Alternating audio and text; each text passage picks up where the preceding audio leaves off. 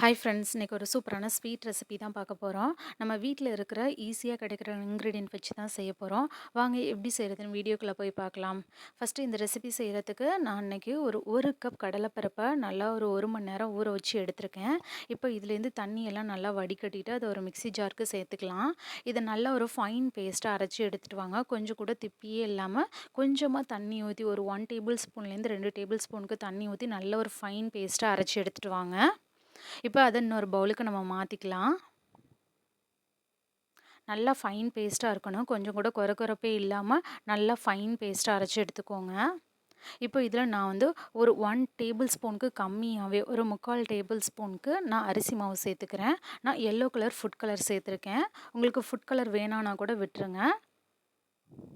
இப்போது இதை நல்லா ஒரு 5 நிமிஷத்துக்கு நல்லா ஃப்ளஃபி ஆகிற வரைக்கும் நம்ம நல்லா இந்த மாதிரி எந்த ரொட்டேஷனில் சுற்றுறீங்களோ கையை அதே ரொட்டேஷன்லேயே சுற்றுங்க. நான் இன்றைக்கி ஒரு ஆன்டி கிளாக் வைஸ் டைரெக்ஷனில் தான் சுற்றிருக்கேன். இந்த மாதிரி நல்லா ஃப்ளஃபியாக எடுத்துக்கோங்க. இப்போது நம்ம இதுக்கு தேவையான சிரப் ரெடி பண்ணிக்கலாம். நான் இன்றைக்கி எந்த கப்பால் அளந்தனோ அதே கப்பால் 2 கப் சர்க்கரை எடுத்திருக்கேன். அதுக்கு நான் 1 கப் தண்ணி ஊற்றிக்கிறேன். இப்போது இதுக்கு எந்த பாகுபதமும் தேவையில்லை. லைட்டாக பிசுப்பாக வரணும். நம்ம குலாப் ஜாமுனுக்கு எப்படி செய்வோமோ அந்த மாதிரி சிரப் கன்சிஸ்டன்சி வரணும். நமக்கு எந்த ஒரு கம்பி பதமும் தேவையில்லை. பிசுப்பாக வந்தால் போதும். இப்போ எனக்கு ஆல்மோஸ்ட் அந்த பிசுப்பு கன்சிஸ்டன்சி வந்துருச்சு. நம்ம கையில் நல்லாவே பிசுன்னு ஓட்டும். இப்போது இதில் நான் கொஞ்சமாக ஏலக்காய் பவுடரை தட்டி வச்சுருக்கேன். தட்டிட்டு சேர்த்துக்கோங்க. ரொம்பவே வாசமாக இருக்கும். இப்போ இதையும் நல்லா மிக்ஸ் பண்ணி விட்டுறலாம். இப்போது இந்த சிரப்பை நம்ம ஓரமாக வச்சிடலாம். இப்போ ஒரு பேனில் நான் ஆயில் ஊற்றிருக்கேன். இப்போ உங்கள்கிட்ட இந்த மாதிரி வடிகட்டி இருந்துச்சு அப்படின்னாக்கா அதில் கொஞ்சமாக மாவு எடுத்து வச்சு நம்ம வடைக்கு எப்படி தட்டுவோமோ அதே மாதிரி தட்டிக்கோங்க. இப்போ ஆயில் சூடானதும் அதில் இதை போட்டிங்கனாக்கா உங்களுக்கு ஈஸியாக விழுகும். உங்கள்கிட்ட இந்த மாதிரி வடிகட்டி இல்லைன்னா நீங்கள் கைனால் கூட போடுங்க. கைனால் லைட்டாக மாவு எடுத்துட்டு அதில் கொஞ்சமாக நம்ம வடை எப்படி தட்டுவோமோ அதே மாதிரி நடுவில் ஒரு ஓட்டை போட்டுட்டு போடுங்க.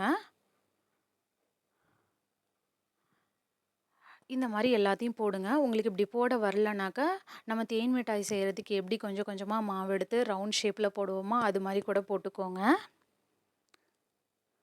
இப்போ இது எல்லாமே ஈவனாக கோல்டன் ப்ரௌன் கலர் ஆகணும். அது வரைக்கும் நம்ம வேக விடலாம். ஸ்டவ்வை மீடியம் ஃப்ளேமில் வச்சுக்கோங்க. ரொம்ப ஹை ஃப்ளேமில் வச்சிடாதீங்க. மீடியம் ஃப்ளேமில் வச்சுக்கோங்க. கொஞ்சம் கிறிஸ்பியாக வர்ற வரைக்கும் நம்ம இதை திருப்பி விட்டுக்கலாம். இதுக்கு லைட்டாக கிறிஸ்பியாக வரணும். நம்ம இது ஜீரோவில் அப்படியே ஊற வைக்க போகிறோம். இப்போ எனக்கு ஆல்மோஸ்ட் நல்லா கிறிஸ்பியாக வந்துடுச்சு. இப்போ இதை நான் ஜீரோவில் ஊற வைக்க போகிறேன். இந்த மாதிரி நீங்கள் எல்லாத்தையும் போட்டு எடுத்துக்கோங்க. இதை நீங்கள் தீபாவளி டைமில் கூட செய்யலாம். ரொம்பவே நல்லாயிருக்கும். நம்ம ஈஸியாக செஞ்சு முடிச்சிடலாம். இல்லை வீட்டுக்கு கெஸ்ட் வர்றாங்க, இல்லை குழந்தைங்களுக்கு சட்டுன்னு ஏதாவது உங்களுக்கு ஒரு ஸ்வீட் செஞ்சு கொடுக்கணும் அப்படின்னாக்க நீங்கள் இந்த மாதிரி ஊற வச்சுட்டு கூட செய்யலாம். ரொம்பவே நல்லாயிருக்கும். இப்போ நான் இது எல்லாத்தையும் ஜீராவில் ஊற வச்சுட்டேன். இப்போ இது நல்ல கிறிஸ்பியாகவும் இருக்குது. உள்ளே நல்லா ஜூஸ் இறங்கியும் இருக்குது.